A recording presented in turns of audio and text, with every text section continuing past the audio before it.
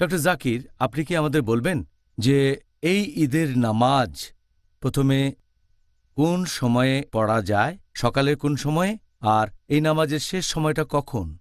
আপনি যদি ঈদের নামাজের সময়টা সম্পর্কে বলেন, এটা আপনি পড়তে পারেন যখন সূর্য আকাশে আনুমানিক ৩ মিটার উপরে আছে, সেই সময় থেকে সূর্য মাঝ আকাশে আসা পর্যন্ত।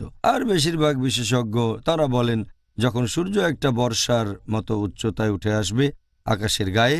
এটা আমরা দেখেছি খালি চোখে।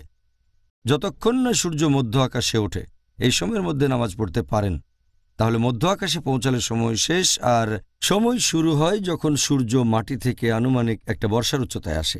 একটা হাদিস সুন্নান আবু দাউদে খণ্ড নম্বর 1 বুক অব সালাহ হাদিস নাম্বার 1131। আবদুল্লাহ ইবনে বসর ছিলেন আমাদের নবীর একজন সাহাবা। একদিন তিনি জামাতে নামাজ পড়তে গেলেন, আর সেটা ছিল রোজা ভাঙার দিন অথবা কোরবানি দেওয়ার দিন, ঈদের নামাজ পড়তে।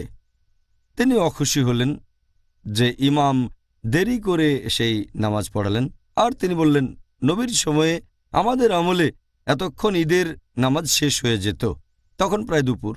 তাহলে ঈদের নামাজ তাড়াতাড়ি আদায় করলে ভালো।